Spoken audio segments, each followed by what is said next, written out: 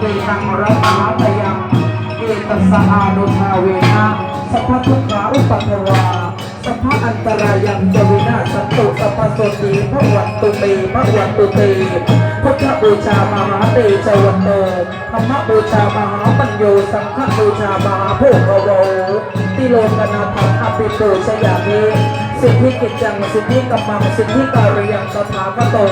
สิทธิเตโชชโยนิจังสิทธินามโพนิรันตรังสัพพโสติพระวันตุเมพระวันตุเต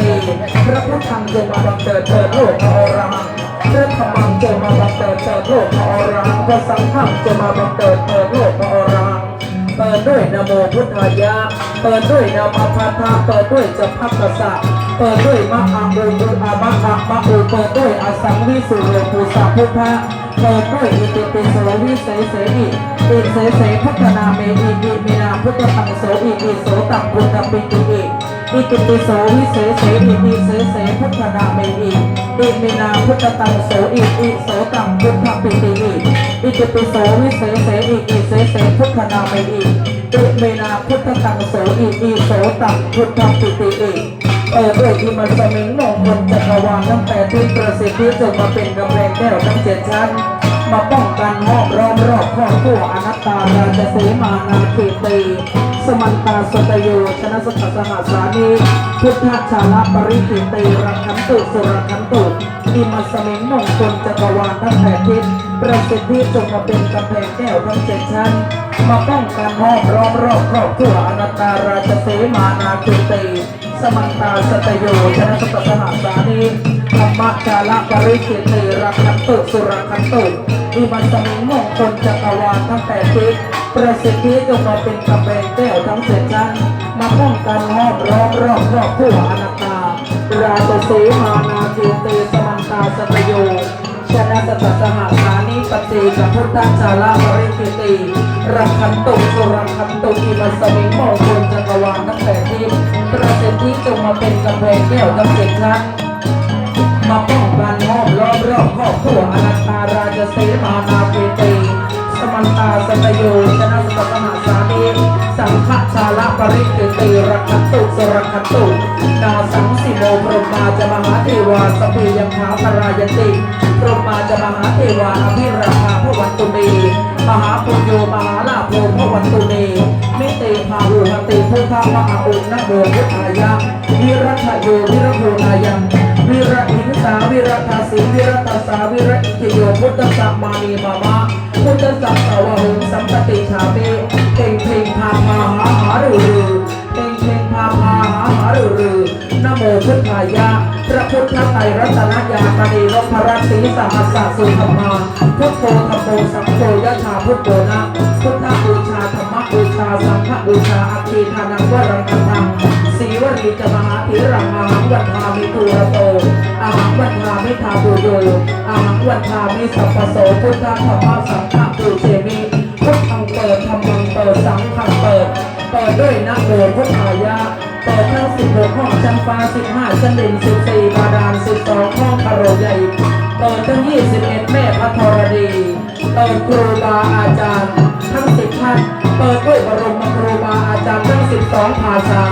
เปิดด้วยบรมครูบาอาจารย์ทั้ง12ราศีเปิดด้วยบารมีแห่งบรมครูบาอาจารย์ทั้ง12นักษัตริย์เปิดทั่วรอบขอบจักรวาล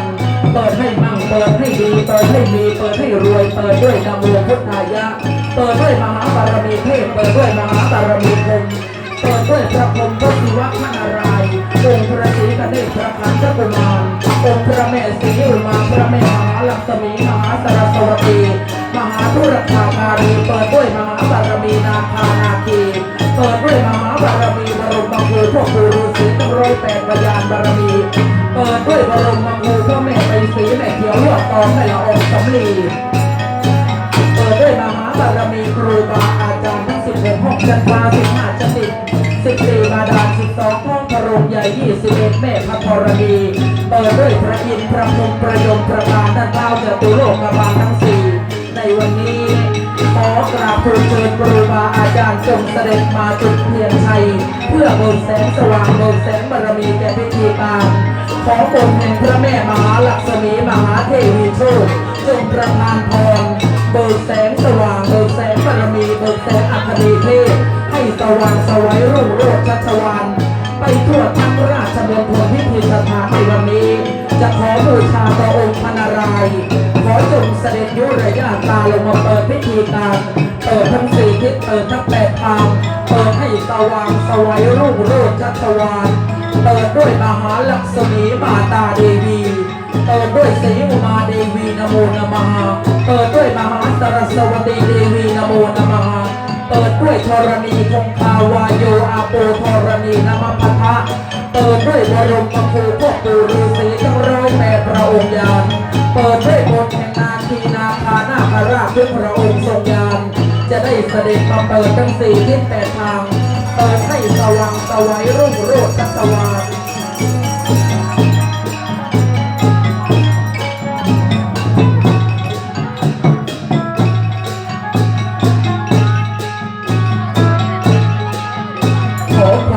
สิทธิอิทธิฤทธิ์ญาณแห่งครูบาอาจารย์จงเปิดภูมิสถานเปิดทั้งสี่ทิศแปดทางเปิดทั้งแสนเปิดโลกธาตุแห่งบรมครูบาอาจารย์เปิดครูบาอาจารย์ทั้ง12ภาษาเปิดครูบาอาจารย์ทั้ง12จักรราศีเปิดครูบาอาจารย์ทุกพระองค์ทรงญาณเปิดมหาเทพมหาพรหมมหาราณีมหาเทวีมหานาคานาคีบรมครูพ่อปู่ฤาษีขอจงประสิทธิเตประสิทธิเตด้วยเถิดพระพุทธเจ้าข้า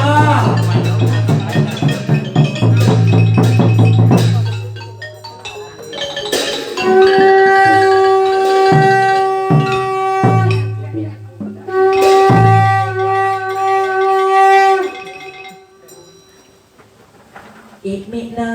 สการเรนะตังพุทธังอภิปูชยามาอิมินาสการเรนะตังธัมมังอภิปูชยามาอิมินาสการเรนะตังสังฆังอภิปูชยามาอรหังสัมมาสัมพุทโธภควาพุทธังภควันตังอภิวาเทมิสวากขาโตภควตาธัมโมธัมมังนัมมัสสามิสุปฏิปันโนภควโตสาวกสังโฆสังฆังนะมามินะโมตัสสะภะคะวะโตอะระหะโตสัมมาสัมพุทธัสสะนะโมตัสสะภะคะวะโตอะระหะโตสัมมาสัมพุทธัสสะนะโมตัสสะภะคะวะโตอะระหะโตสัมมาสัมพุทธัสสะพุทธังสรณังคัจฉามิธัมมังสรณังคัจฉามิสังฆังสรณังคัจฉามิพุทธิยัมปิพุทธังสรณังคัจฉามิพุทธิยัมปิธัมมังสรณังคัจฉามิพุทธิยัมปิสังฆังสรณังคัจฉามิ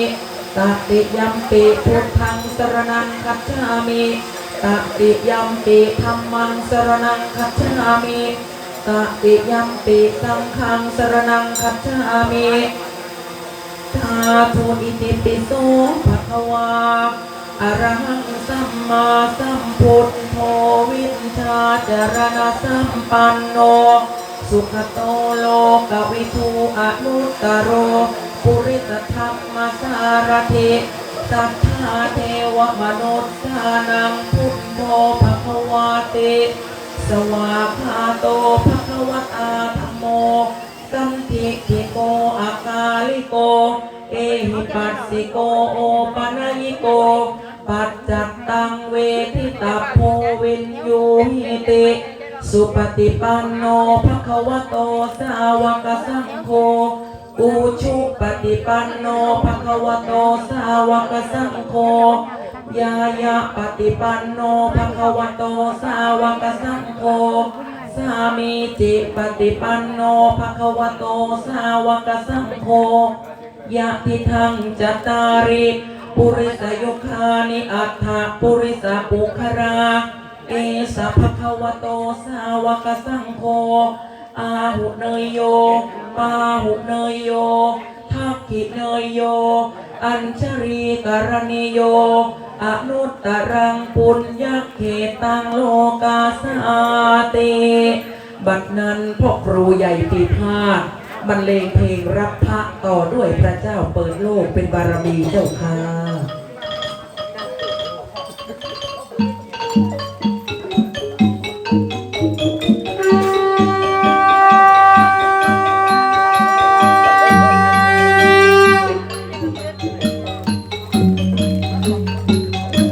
พระพุทธังอาราธนานังพระธรรมังอาราธนานังพระสังฆังอาราธนานัง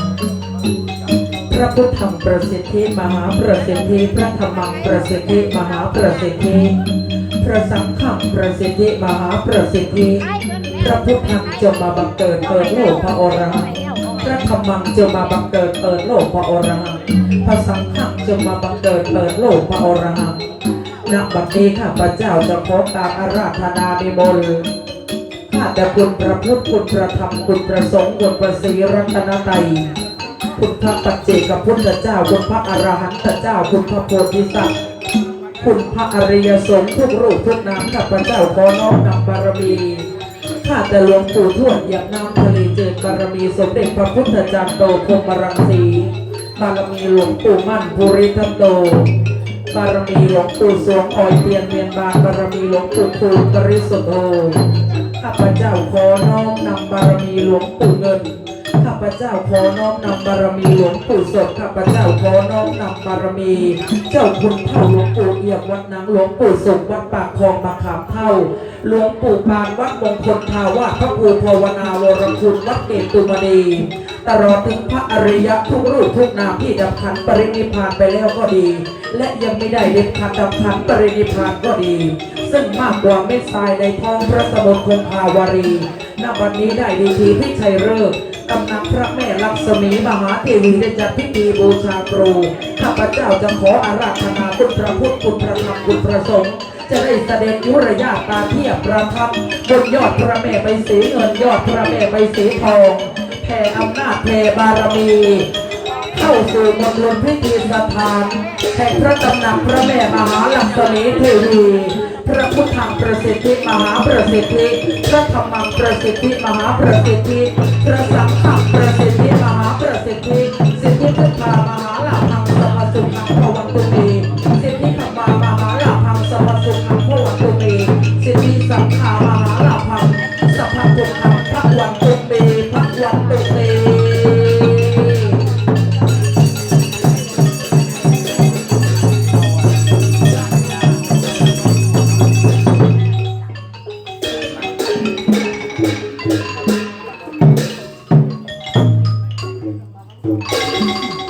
ลงวาท้ายรัวเป็นบารมีเจ้าค่ะ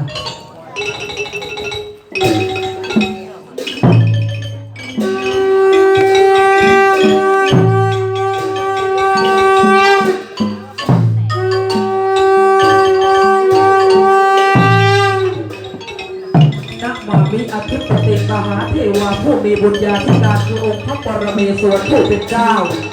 จงเสด็จลงมาดาวประดาภาพระเมรุศรีให้เป็นกรรมสิทธิ์องค์อมรินทร์เป็นทางที่ราชเจ้าอันเป็นประธานในโมทิกรอมรคณาเทวาอันรักษาสัปดาพิธีการในภูมิโลกนี้ในการนี้ข้าพเจ้าสมมติพรามจะขอบูชาพยาพิธีตามคติประเพณีบัณฑิไสยจารีตโบราณขอเดชาพระอิศวรราชบดีจงประสิทธิ์ประสาทเป็นอำนาจกิจในพิธีการบูชาครูบูชาเทพบูชาธรรมประจำปี 2563 ณ พระตำหนักพระแม่ลักษมีมหาเทวีกายใจสังขารของแม่หมอไทยไผ่ยิปซีบารมีแห่งปู่องค์อาจแม่ครูฤาษียิปซีมงกฎจะได้นอบน้อมสักการะครูบาอาจารย์จงมาประสิทธิเมประสิทธิเตด้วยชัยหโรหริเทวังชัยพรหมาทัตรตังสุริยันจันทิมาอาโปจเทวาปทวีตเตโชวายโยตถาขมุงวารุณาเทวาโสโมยะตสาสหเมตตากรุณาวายิกาอาคูเทวายัสสิโน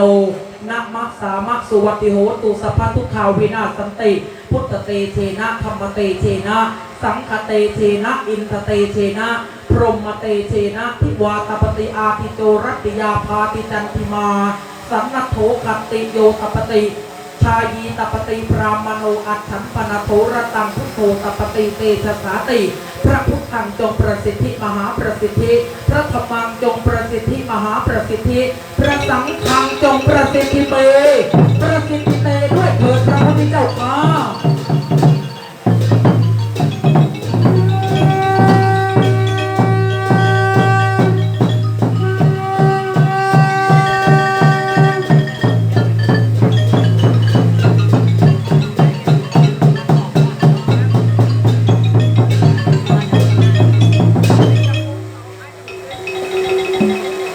ลำดับต่อไปก็จะได้ประกอบพิธีการอาราตีบูชาไฟขอพรขอแสงสว่างขอแสงบารมีต่อองค์มหาเทพมหาเทวีมหาราณีครูบาอาจารย์มหาราชทุกพระองค์ทรงญาณตลอดทั้งบรมครูพ่อปู่ฤาษีทั้ง108พยานบารมีปูนาคาย่านาคีทุกพระองค์ทรงญาณจะได้เสด็จมาประสิทธิ์ประสาทจะได้เสด็จมาเปิดแสงสว่างในพิธีการเป็นบารมีข้าแต่องค์พระแม่มหาลักษมีเทวีข้าแต่องค์พระแม่ศรีอุมาพระแม่มหาสรสวตีพระแม่ทุรคาตาลีพระแม่สกติมาตาทุกภาคทุกภพทุกอวตารแห่งองค์พระมารดาทั้ง108พระทรงญาณจะได้เสด็จยุรญาตาเทียบประทับประทานพรเปิดแสงสว่างเปิดแสงอัคนีเทพเปิดแสงพระสุริยเทพให้สว่างสวัยรุ่งโรจน์ชัชวาลไปทั้งมณฑลพิธีสถานด้วยมนต์แห่งพระมารดาโอมเจมาตาลักษมีเดวีนโมนมหาโอมเจมาตาลักษมีเดวีนโมนมหาโอมเจมาตาลักษมีเดวีนโมนมหา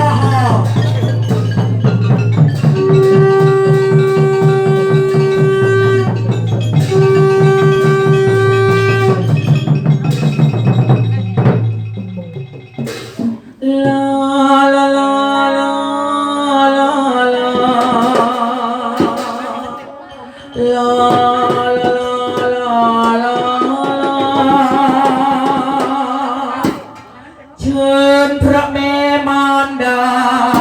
เสด็จลงมามหาบารมีเสด็จลงมามหาบารมีโอมหาบารมีโอมหาลักษมีมาตาโอมหาสีอุมาเดวีนโมนมหาโอมหาปรวตีโอมหาสรสวตีโอมหาธุรคาตาลีโลสิบนิ้วขอประนมตามบังคมพระแม่มารดาโอมลักษมีมาตาเสด็จลงมามหาบารมีเสด็จลงมามหาบารมีวอนพระแม่มารดาลักษมีมหาเดวีวอนพระแม่มหารตีดังพิธีบารมีเดินยานดังพิธีบารมีเดินยานโอมเจมาตาลักษมีเดวีนโมนมหาสตรีโกโรตาปริยากมหาริยาเทศนาปริยาเอเตปริยากโรปนหาริยาอัคนีเดวีกโรสนาปริยาเทกมหาริยาเทสัปปริยากโรตาปริยาอัปริยาสัปปริเกยปริยาโกโรตาปริยามหาริยาเทสนาตรีกุรุอัตรมหาริยาสนาปริยาเอมาตาจีวอนพระแม่มารดาลักษมีมหาเดวีวอนพระแม่มหารตีดังพิธีบารมีบูชาดังพิธีบารมีเถิดญาเชิญพระแม่มารดาลักษมีมหาเดวีโอมธุรคามหากาลีดังพิธีบารมีเถิดญาดังพิธีบารมีเถิดญาเจมาตาจีด้วยมนต์แห่งพระแม่มหาลักษมีมาตา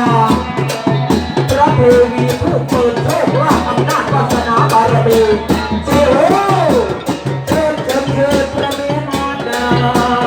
บุรยาเสด็จลงมาโอพระแม่วสีอุมาเสด็จลงมามหาบารมีเสด็จลงมามหา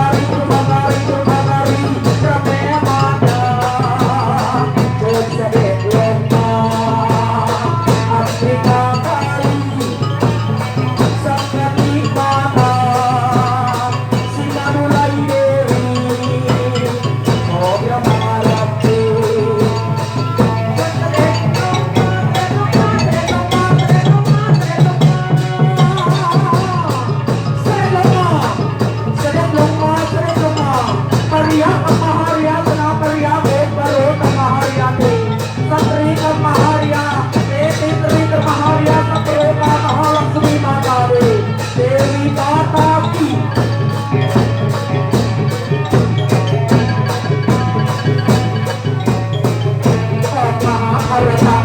ดีเจ้าค่ะ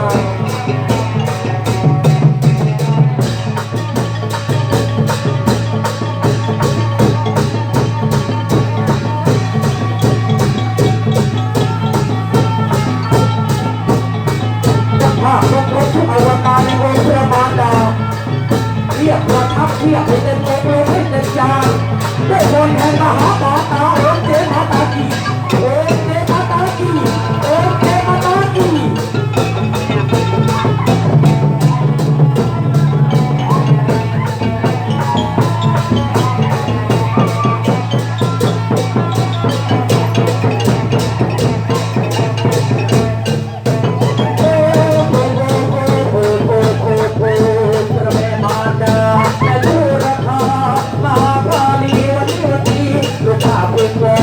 เสด็จลงมาพระเมมารดาเสด็จลงมาอารติบูชาเป็นราคามารีและอภิกามารีมาตามารีมาตามารีมาตามารีมาตามารีมาตามารีมาตามารีอังเบียสกัดติมาตากีสตรีกับมหาเทกริยะกรกตมหาริยะกมาमहालक्ष्मी माता की महादुर्गा माता की महाकाली माता की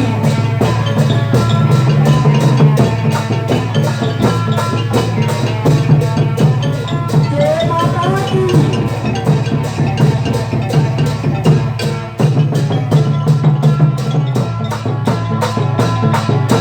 ओ महाभारती ओ महाभारती लक्ष्मी माता महाभारती श्री दुर्गा माता ओ महाभारती श्री बादुलाई ओ महाभारती सकती माता की ओ महाभारती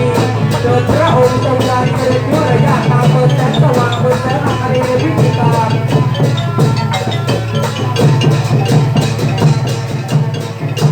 โอมสัพพิโอมสัพพิโอมสัพพิโอมโอมสัพพิโอมสัพพิโอมสัพพิโอมโอมสัพพิโอมสัพพิโอมสัพพิโอม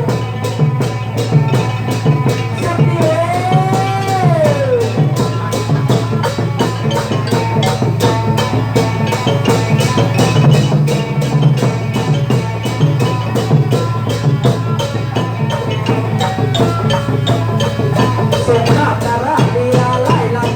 ำด้วยมนต์แห่งพระมารดาเจมาตากี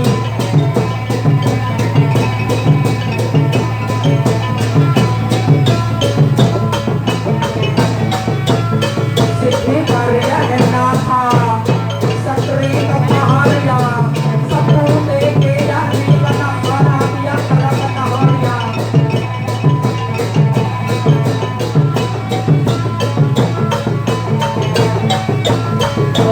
สว่างเปิดแสงบารมีหายแก้วแหวนเพชรจินดาเข้าสู่มณฑลพิธีการ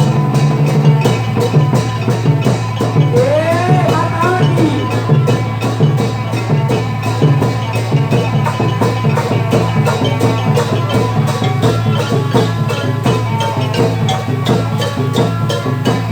อัมเบรีย